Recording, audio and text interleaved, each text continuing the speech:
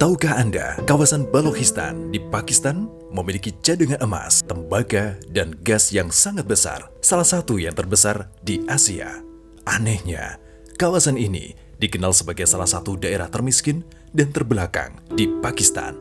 Tidak hanya itu, Balochistan juga identik dengan sejumlah kelompok perlawanan yang menentang pemerintah Pakistan.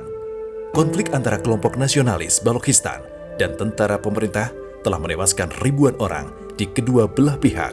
Sejarah perlawanan Balochistan bermula pada Agustus 1947 setelah Pakistan memilih berpisah dari wilayah India dalam pembagian wilayah negara oleh Britania Raya. Namun tidak bagi wilayah Balochistan di Pakistan, tempat etnis suku bangsa Baloch bermukim. Harapan para nasionalis Balochistan untuk bisa merasakan menjadi negara sendiri seperti Pakistan, India, dan juga Bangladesh sirna ketika beberapa bulan kemudian para pasukan nasional Pakistan menyerbu wilayah tersebut. Suku bangsa Baloch menganggap kawasannya dianeksasi oleh Pakistan dan sejak saat itu sederet perlawanan dilakukan. Mulai demonstrasi menyuarakan aspirasi politik hingga aksi-aksi militan untuk berebut kembali wilayah Balochistan menjadi sebuah negara berdaulat sendiri. Hingga kini, konflik di kawasan ini tak ada tanda bakal mereda. Sejumlah gerakan perlawanan lengkap dengan instrumen organisasinya terus bermunculan, masing-masing memegang sejumlah peran berbeda. Baloch National Movement adalah salah satunya, gerakan yang lebih fokus dalam dunia pergerakan dan intelektual. Gerakan ini rajin melakukan aksi demonstrasi, menyuarakan aspirasi kaum Baloch. Untuk mengetahui bagaimana sepak terjang Baloch National Movement, inilah wawancara eksklusif Hakim Baloch, President of Baloch National Movement.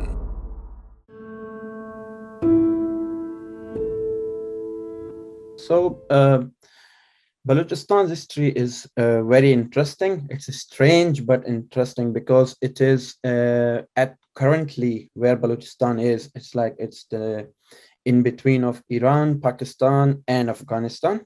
Okay, it's huge in size. The only part which is under the occupation of Pakistan, it's about more than 40% of the land mass of Pakistan, and it's a huge part in Iranian side.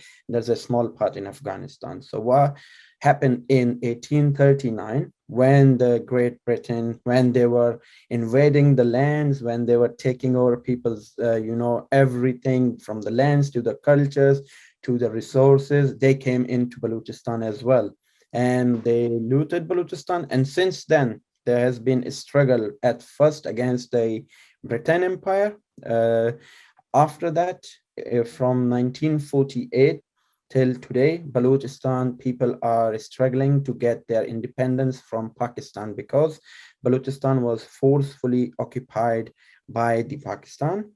There was no, political or democratic way to merge Balochistan with Pakistan. It was merged with the military power in 1948, in March 1948. And since then, there has been 5 resistance movement. So it was the first begin in 1940s, and then in 1950s, and then in 1970s, and then there's the last one which happened in the late 90s, or you can say early 20. And since then, the Baloch are resisting for more than 20 years now. And this struggle is the most, I can say, strongest one. It is more political. It has people from all across Balochistan. In past, it was just like one tribe was fighting and the other part of the Balochistan was not aware. But now it is from you can say Dera Bukti to Karachi to Gwadar to Makran to Saravan. Every part of Balochistan is together against this, systematic genocide of Baloch people. Yeah.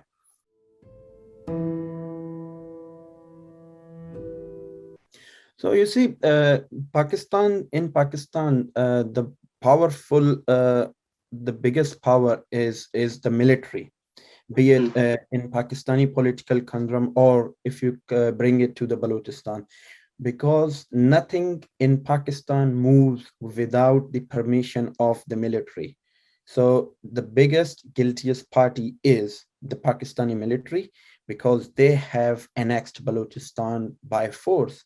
And in Balochistan, there was a little time when there was like government which were political, but military never allowed a real democratic government in Balochistan. Even today, there is a party called Balochistan Awami Party.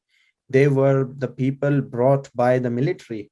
So yes, we believe the military is the guiltiest party when it comes to the Baloch genocide and the Baloch suppression.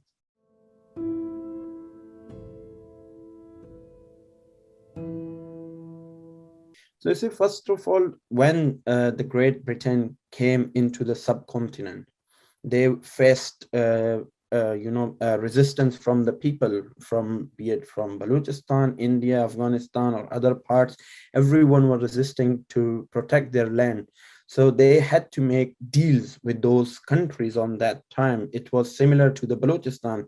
So they made treaties with Balochistan, but it's not the first, betrayal was not like in 1948. Before that, the part of Balochistan was given to Iran, and part of Balochistan was divided, and today it's called like part of Afghanistan, which Baloch and Afghanistan people do not, agree to that line.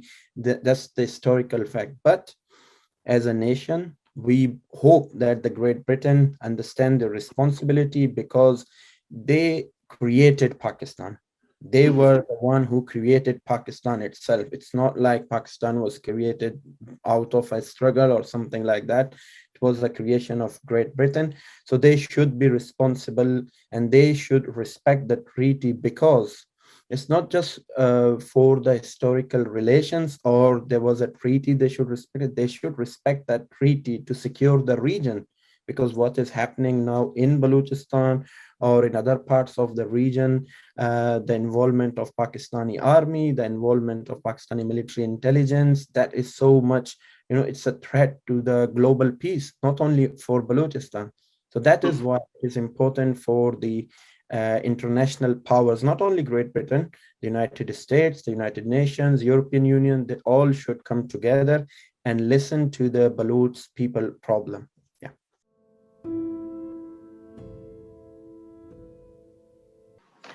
So, Baloch national movement was actually formed in late 1980s. It was that time when the people of Balochistan, like the student leaders, among them, one of them was Shahid Fida Ahmed, who is like a leader, is a great figure in Baloch political history. He, along with his comrade, created Balochistan National Youth Movement. It was called BNYM on that time. And then from there, it changed its name and became Baloch National Movement. And in 2004, the president of Baloch National Movement, Ghulam Mohammad Baloch, who was later killed in 2009, along with his comrade, they believed that there is no hope in Pakistani parliamentarian system for Baloch to get their rights or to get their freedom. That is why they have came to a conclusion that the Baloch national movement will start like non-parliamentarian but peaceful struggle for the freedom of Balochistan, a political struggle. So that was in 2004. From 2004 till today, Baloch national movement has seen a lot of aggression. The party's first founding president, Ghulam Mohammad Baloch, was killed. Senior leader of the party, Lala Munir Baloch, was killed. There was another leader of the Baloch, different Baloch party, was a Baloch Republican Party. Sher Mohammad Baloch was with them. He was also killed. And our party's secretary general, Dr. Mannan Baloch, he was killed. Our party's information secretary, Aji Razak Baloch, was killed. Even today, there are countless number of BNM's BNM's leader are in Pakistani torture cell, and we don't know what is happening to them. And it is actually a political party. It demands the freedom of Balochistan in democratic way. We do not take part of Pakistani election because we believe Pakistani elections are not democratic. We believe Pakistani elections are a way to suppress Baloch people even more. If the Baloch people were freed, if there was no oppression, if there was no suppression, no subjugation, maybe the things were changed and the policies of BNM were changed. But today's BNM, since 2004 till today, we believe that Baloch nations deserve their freedom and they should have right to speak for it.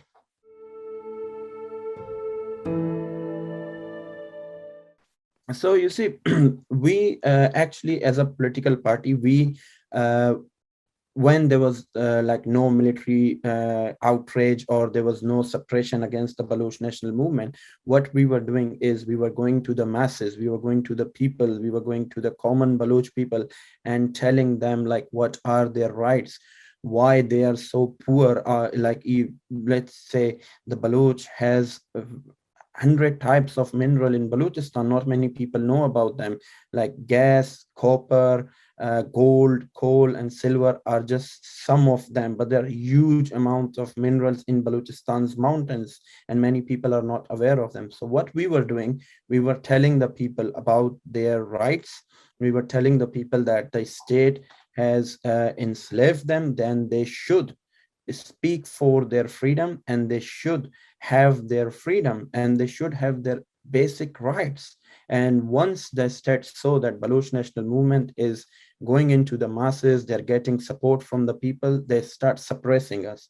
And now, since they start suppressing us, many of Baloch national movement's leader, workers and cadres, they had to flee from Balochistan. So now we are actually getting an international audience. We are telling our stories. Yesterday, we was telling our story to our own people. Now we are telling the stories to the international audience. We are like, let's say, in the United Kingdom, in United States, in the United Nations, in European Union, wherever there is a chance, the Baloch are speaking for their rights. So this is something which we believe that the Baloch deserve a right to be free, and they have this right without the fear of being persecution or killed or abducted.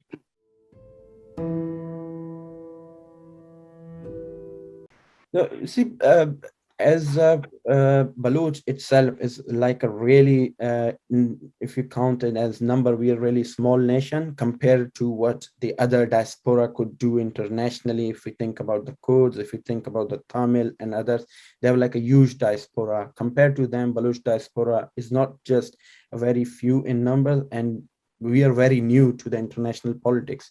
What we are trying to do is we are trying to reach out to the local member of parliaments in the countries where we live, and we are telling them like, this is what's happening to Balochistan. I personally met in last couple of years to many of the local MPs in the United Kingdom, and some of them were really shattered to listen to what's happening, to understand the issue of Balochistan, and they have been raising their voice. They have been speaking in the parliament by like writing to the prime minister and writing to the Pakistani high commissioners. So this is something we have been achieving. And also in the United Nations, the Baloch, not only Baloch National Movement, but other Baloch political parties and human rights organizations are going and they are speaking in the United Nations, and they are telling the people that what is happening in Balochistan.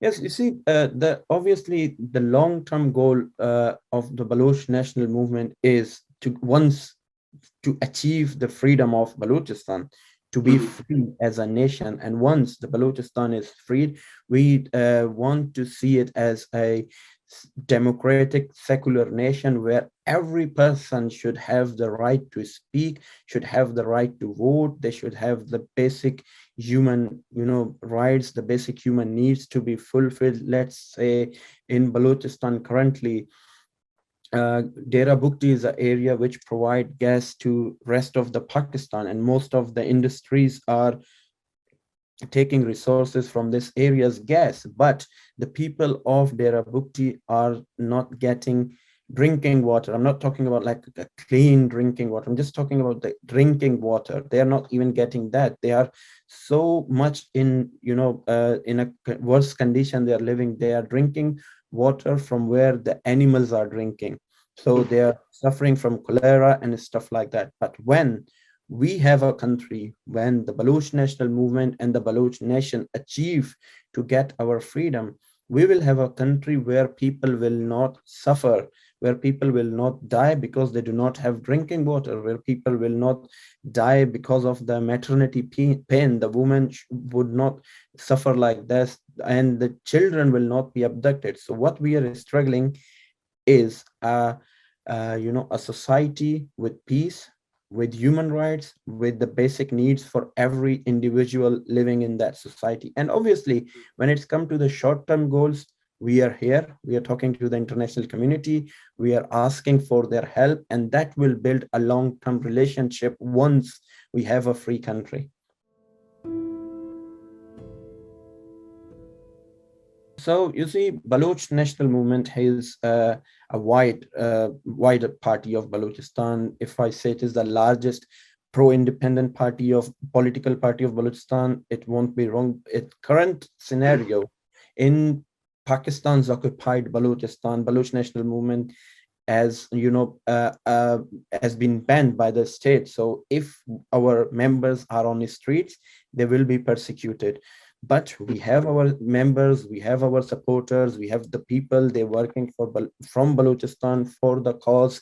And internationally, currently, the Baloch national movement has branches in almost every European countries, in the United States, in the Canada, and other part of the world. We have members in South Korea, in United Kingdom. So yes, it is really wide, and there are people across the globe. They are part of Baloch national movement and Balochistan's freedom struggle.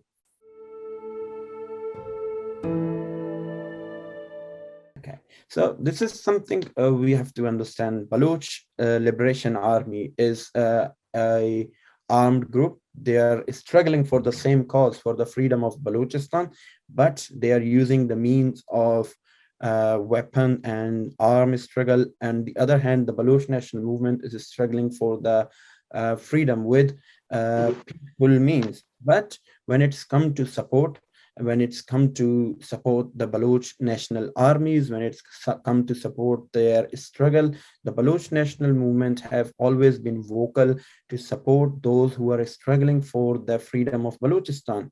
We may have different ways, we may have different opinions, but we know the goal is similar. And those who have picked arms, they were forced by the state aggression. They had no other option but to pick up arms. Let's say, for an example, when I had to leave my country, I was forced to choose either flee from Balochistan or to pick up arms. I choose to flee, but not everyone can do that. Not everyone is capable of doing that. So that is why people has no other choice but to struggle and to resist. And yes, when it comes, so it's not like the Baloch national movement or BLA are part or together, no, but we support all the Baloch political parties, those who are struggling for the freedom of Balochistan and those who are resisting for the freedom of Balochistan.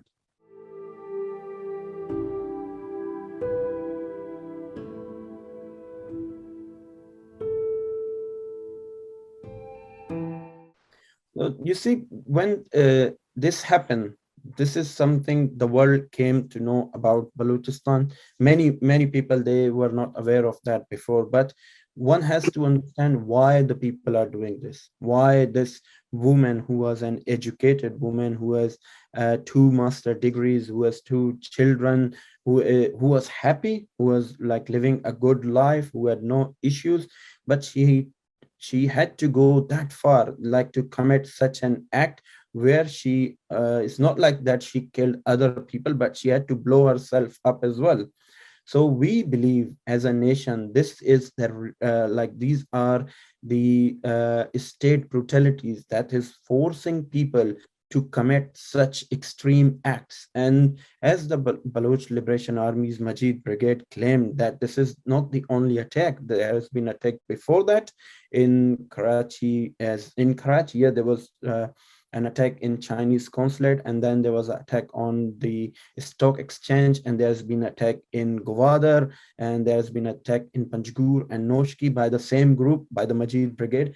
And the thing is, the Pakistani state and the China, because what Baloch believe that China is taking our resources. China is becoming part of the Baloch genocide because of their expansionist ideas. And we have seen in every country where China has gone, be it Sri Lanka or African countries, China has brought more destruction to the people. It's like when they give them some money and some loan, and when they come for the debt, they take over like ports, they take over big companies from that country. So this is what we fear, the Baloch nation fear. And that is why we believe that this is something, yes, it is an extreme act, but why it happened, there has to be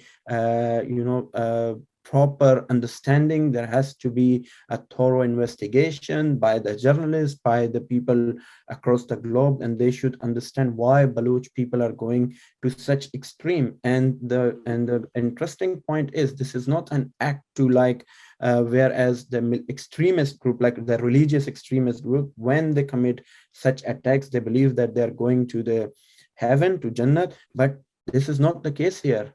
This is not the case. These are like educated youth. They're taking up arms, and now they're going to this extreme because of the state brutalities, because of the suppression, because of the like there's no freedom of speech, and there's no other way to record your protest. That is so much extreme which people are going. Yeah.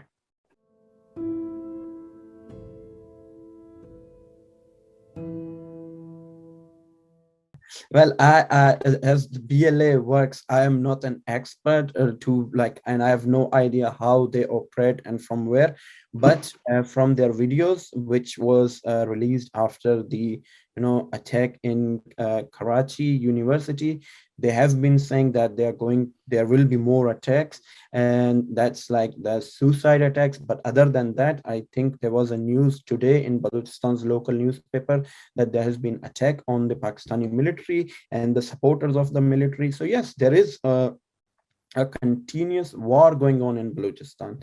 So the Baloch, it's not only the Baloch Liberation Army, there is Balochistan Liberation Front, there is Baloch Nationalist Army, and there's an umbrella organization called BRAS, Baloch Raji Ajvi Sangar. They're all attacking the Pakistan and China's interest in Balochistan, and now obviously outside Balochistan in Karachi.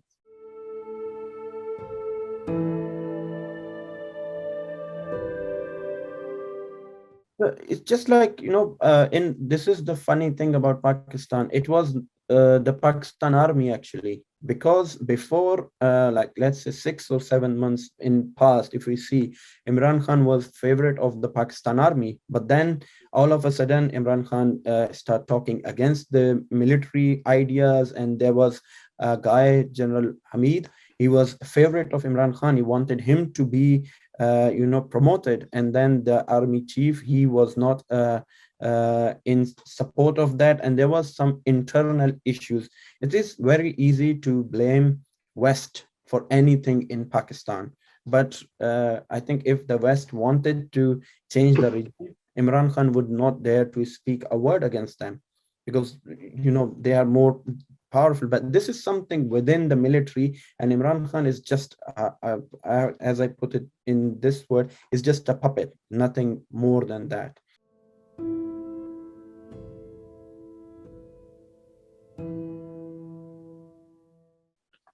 See, in Pakistan's politics, when it comes to Balochistan, it is always the military.